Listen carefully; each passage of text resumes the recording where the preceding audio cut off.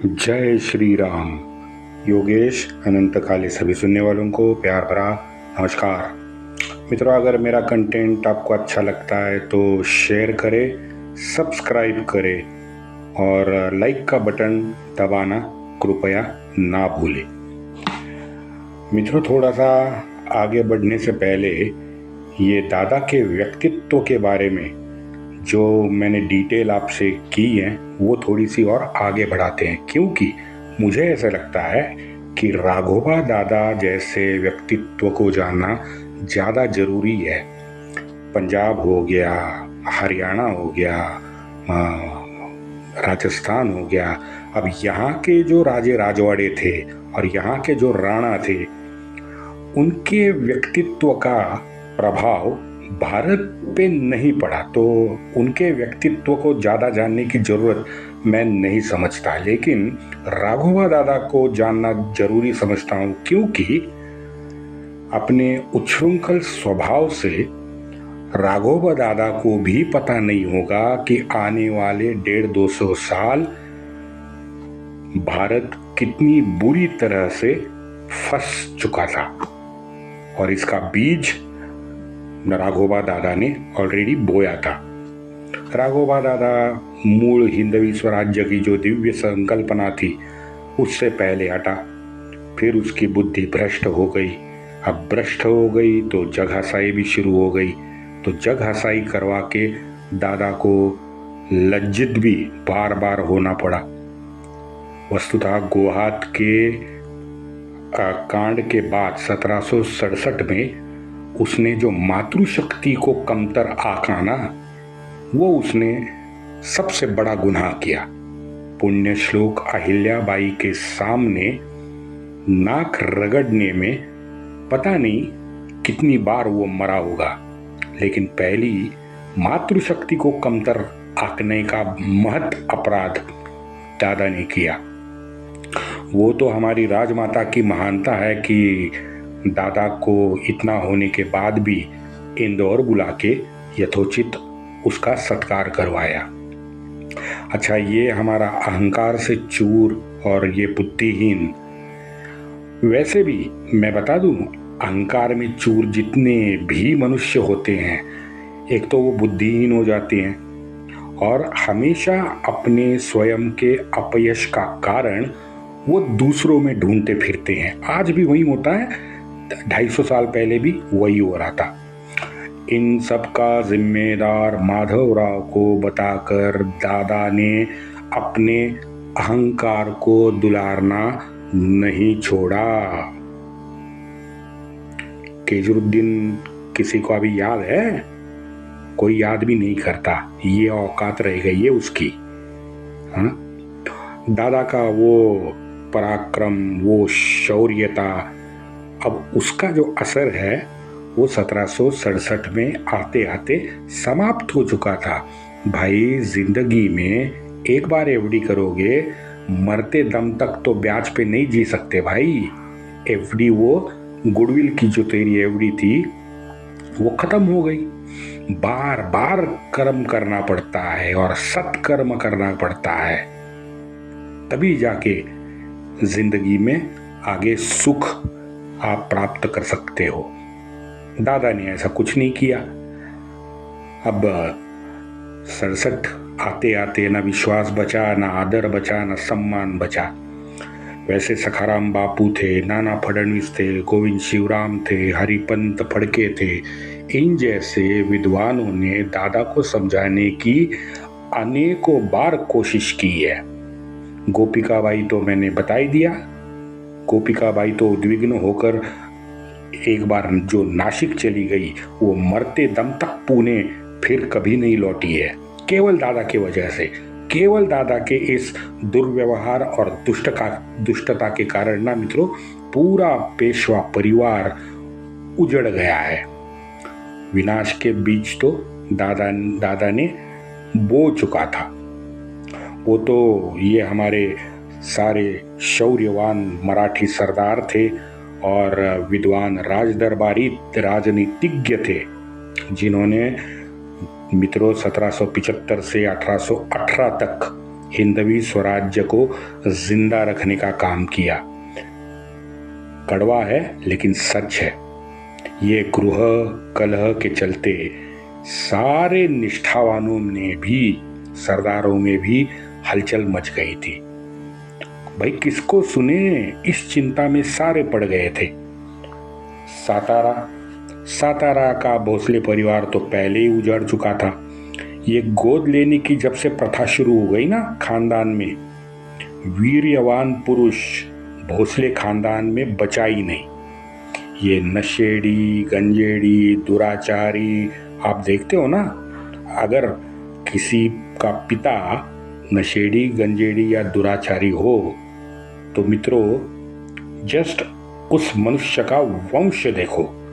आप कभी भी उसके वंशज को मजबूत शरीर यष्टि या मजबूत मनोवस्था में आप नहीं पाओगे। वो जन्म से ही कमजोर होता है, क्योंकि वीर्यवान हो ही नहीं पाता ये दुराचार की वजह से।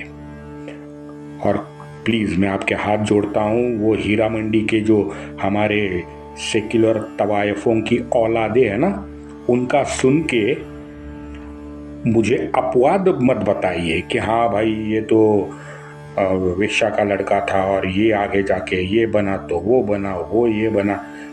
मैं थमरूल की बात कर रहा हूँ, सार्वजनिक तौर पे समाज की बात कर रहा हूँ। 2-4 अपराध इधर उधर निकल सकते हैं। मित्रों गए दिन काशी विश्वविद्यालय में 10-15 दिन पहले की खबर है, काशी विश्वविद्यालय ने विवाह संस्था पर एक व्यापक सर्वे किया। मित्रों 37% डिवोर्स सिर्फ मिसमैच होने के कारण उन्होंने पाया। 37% डिवोर्स, बताइए 37% डिवोर्सी केवल मिसमैच के वजह से उनमें जमी नहीं और उन्होंने डिवोर्स ले लिया। और वैसे भी हम लोग तो रील में देखते ही हैं, क्योंकि जानवरों उनसे अपरंपार प्यार दिखाते हैं लेकिन घर वालों उनसे घृणा करते हैं। देखते हैं ना आजू बाजू गली में, हम सब सामान्य ही हैं। हमारे घर के बाजू में, घर में, रिश्तेदारी में ये सब हो चुका है। मेरे जैसे मैंने 2-4 एपिसोड पहले भी कहा था, मैं तो थोड़ा सा आपके एक कदम आगे चला हूँ, क्योंकि मेरे रिश्तेदारी में एक ऑस्ट्रेलिया में रहता हुआ मेरा रिश्तेदार है जो डॉक्टर है, सर्जन है। उसने एक अरब से शादी कर ली ऑस्ट्रेलिया में। बताओ, ये समलैंगिक विवाह कहें उसे। तो मैं ये शुरू हो गया, ये अधपतन समाज का ऑलरेडी शुरू हो गया है। मित्रों महाराष्ट्र का तो मैं बता सकता हूँ क्योंकि मैं वहाँ रहता हूँ। पश्चिम महाराष्ट्र में विशेषता, पश्चिम महाराष्ट्र में बड़ों के पांव छूने में युवा वर्ग को आजकल शर्म आती है। हाँ, फोटो सेशन के लिए, दिखाने के लिए वो 50 बार पैर पड़ेंगे, लेकिन उसमें आस्था, श्रद्धा, आदर नहीं होगा। अब ये भी उनका भी उचित है कि भाई आजकल के बड़े भी कहाँ पाँव छूने के लायक है, उस क्षमता की नहीं है। ये उनका कहना है, वो भी सत्य है, क्योंकि ये सार्वजनिक बातें हैं। छोड़ो, ये विषय बहुत गहन और चिंतनीय विषय है। हर एक ने इस पे अपनी राय रखनी लेकिन जरूरी है, ऐसा मैं मानता हूँ। सिर्फ रोड पे या हुजूम निकाल के जय श्री राम कहने से कुछ नहीं होगा। मित्रों 10 अगस्त को दादा ने ठेठ सातारा के छत्रपति को धमकाने के लिए अपनी फौज सातारा भेजी। देखो एक एक पायदान ये नीचे उतरता जा रहा है अधपतन के। 10 अगस्त को सातारा छत्रपति को धमकाने फौज भेज दी। 13 सितंबर को माधवराव से 5 किलो की मांग दादा ने कर डाली। अब बहुत अति हुआ तो माधवराव का भी संयम टूट पड़ा। सीधा अपने चाचा को माधवराव ने सबके सामने हड़काया है। जिंदगी भर मैंने 2-4 बार बताया आपको कि माधवराव ने अपना संयम नहीं तोड़ा था, क्योंकि अपने तीर्थ रूप के जगह पे वो अपने चाचा को देखता था। मैंने ये आपको बताया है। तो उसमें आदर सम्मान का भाव हमेशा से दादा के लिए रहा। लेकिन दादा की करतूतें देखो आप। 1767 से मित्रों 1772 तक तो दादा कटोरा लेके निर्लज्जता से हमेशा पैसों की मांग पेशवा से करता रहा है। ये हम गत 15-20 एपिसोड में सुन ही चुका है। इस भाई को हमेशा पैसों की जरूरत कैसे पड़ती थी, हाँ? हम अपने से भी पूछ सकते हैं। ये नृत्यशाला हो गई, नाटकशाला हो गई, ये कलावंत मंडली हो गई, वेश्याएं हो गई, इन पे ये पैसे उड़ाता था और वो उड़ाने के लिए हिंदवी स्वराज्य के पैसे का इस्तेमाल करता रहा। बताइए, लाखों में खर्चा। हर बार मैंने आपको बताया है कि दादा ये अभियान में गया, अभियान से लौटा तो इतने लाख रुपए का कर्ज था। भाई हजारों में इसका कर्ज नहीं होता था, लाखों में कर्ज होता था। पेशवे खानदान ने मित्रों इतिहास में 3 बार अपने सारे परिवार को हिंदवी स्वराज्य के लिए निष्कांचन करवाया है। नहीं करवाया है, मैंने आपको बताया। पानीपत पे बाऊ और सरदारे ने तो अरे यार उन्होंने तो सिर्फ शब्दशाह अपनी धोती रखी थी, बाकी सब कुछ दान दिया था। और उसी पे अक्टूबर और नवंबर 1760 के ये जो 2 महीने हैं उत्तर में, वो इसी पैसे से निकले हैं। हम सब ने सुना है। वहाँ पे वो टांगसाल खोली, अपने सिक्के डलवाए सदाशिवराव भाऊ ने, लेकिन वो भी खत्म हुए। चलो वो तो अलग है, लेकिन कहने की बात यह है कि उन्होंने तो अपनी धोती छोड़ के सब कुछ दान दे दिया।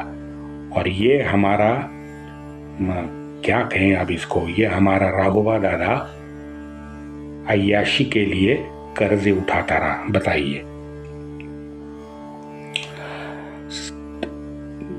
सारे अक्टूबर नवंबर वो तो निकल गया। दिवाली में भी इसने पुणे में हंगामा मचा दिया। विवेक तो पहले ही दादा ने स्वयं ही शायद गाड़ दिया था। 1768 में माधवराव ने मित्रों 35 लाख रुपए का दादा का कर्जा चुकता किया है। और ये दादा को पता भी नहीं चला कि कब मेरा कर्जा 33 लाख रुपए का कर्जा 1768 की बात है। बताइए, हर एक मराठा के प्रमुख सरदार ने कोशिशें की हैं। ऐसे क्षुद्र और तुच्छ विषयों से अगर आपका दिमाग भर गया हो तो वो दिव्य संकल्प, उसके प्रति वो सर्वोच्च समर्पण आपके दिमाग में आएगा कैसे? बताओ, आ ही नहीं सकता, क्योंकि आपका दिमाग तो विकृति से भर चुका है। हाँ, वो जंक फाइलें नहीं होती कंप्यूटर में, जंक फाइलें अगर ज़्यादा हो तो बाकी की हमारी जो सारी उपयुक्त फाइलें होती है ना, वो भी करप्ट हो जाती है, क्योंकि वो शुद्ध रह ही नहीं सकती है जंक फाइलों की वजह से। मित्रों, यही वो समय था कि दीपावली के बाद अक्टूबर में हैदर के विरुद्ध अंग्रेज वकील पुणे में माधवराव से याचना करते आया था। मैंने उस वक्त आपको बताया था, गिद्ध होते हैं ना, गिद्ध। हम सब जानते हैं कि गिद्ध हमेशा जो प्राणी मृतवत है ना, उसके मरण की प्रतीक्षा करते उसके इर्द गिर्द चक्कर काटने लगते हैं। अंग्रेज भी चक्कर काटना शुरू हो गए थे, क्योंकि अंग्रेजों की इच्छा थी कि दादा हमारे साथ जुड़ जाए। इसके लिए वो प्रयत्नशील थे। किसी तरह दादा को वश करके मराठों में 2 फाड़ करना था। मुंबई के ब्रिटिश ऑफिस में था एक मॉस्टिन नामक अधिकारी। अब ये मॉस्टिन के ऑफिस में उसका एक तेज तर्रार अफसर था, ब्रोम नामक। इस ब्रोम को मॉस्टिन ने ऊंचे नजराने लेके पुणे में दादा से मिलने भेज दिया। अब पुणे ब्रोम आया तो पता चला कि कर्ज में जमीन पे दादा लेटा हुआ है। अब ये सारी जानकारी जुटा के ब्रोम 19 दिसंबर को त्र्यंबकेश्वर में दादा से जाके मिला। उसके सामने भी दादा ने अपनी भड़ास निकाल दी। भतीजे से पूर्ण विरोध में हम चले गए हैं। हाँ? वर्षा ऋतु के बाद हमला करने की बात भी दादा ने कही। तो हमला अगर पेशवा पे करना है तो तोपे, युद्ध साहित्य तो चाहिए। तो उसकी मांग इस हमारे कटोरा दादा ने ब्रोम के सामने रखी। ब्रोम बड़ा शातिर और समझदार था। मात्र खर्चा करके आपकी सहायता संभव नहीं है। अगर हमारा कोई विशेष फायदा हो तो बताइए, ब्रोम ने कहा। दादा ने कहा, क्या चाहते हो? मैं कुछ नहीं कर सकता। मुंबई लंदन से मुझे पूछना पड़ेगा। ब्रोम शातिर था। कोई आश्वासन नहीं देना चाहता था। हाँ, आपकी कोई विशेष मांग या टिप्पणी हो तो वो मुझे बता दे, मैं आगे भेज सकता हूं। इतना ही मेरे हाथ में है। असल में मित्रों, वसई और साष्टी मुंबई से सटे थे, तो वसई और साष्टी संपूर्णतः अपने कब्जे में अंग्रेज चाहते थे, जो माधवराव नहीं दे रहा था। ब्रोम ने ये बताया नहीं, क्योंकि ब्रोम जानता था कि भाई ये दादा के सामने ये बताने की जरूरत नहीं है, उसके हाथ में ही कुछ नहीं है। ब्रोम ने मित्रों ये दादा की जो भेंट का रिपोर्ट है ना, ये डिटेल रिपोर्ट लंदन को भेजा है, जो प्रकाशित हुआ बाद में। अब आश्वासन ना मिलने से हमारे ये कटोरा दादा बड़े परेशान हो गए। 25 जनवरी को दादा ने अपने वकील गोपाल चक्रधर को पहले मुंबई ब्रिटिशों के ऑफिस में भेजा। गोपाल ने मॉस्टिन से भेंट वार्ता की। गोपाल ने कहा कि हमारे यजमान और पेशवा में वितुष्ट निर्माण हुआ है। आपसे मदद की अपेक्षा मेरे यजमान चाहते हैं। अब की बार पेशवा को सत्ता से बेदखल करने का दृढ़ विश्वास भी है और संकल्प भी हमने ले रखा है। अगले 6 माह में आपको परिणाम दिखा देंगे। ये अंतिम 4 शब्द है ना, इस पे ध्यान दो, आपको मानसिकता समझ आएगी दादा के वकील की। दादा का वकील कहता है, आपको परिणाम दिखा देंगे। तो इसका मतलब है यह अंग्रेजों के सामने तो पहले ही लेट गया था। आगे गोपाल ने कहा कि अंग्रेजों से कायम दोस्ती की हमारी इच्छा है और इसीलिए मद्रास को भी दादा ने वकील भेज दिया था। बताइए क्या कहें, मेरे पास तो शब्द नहीं है। वंदे मातरम।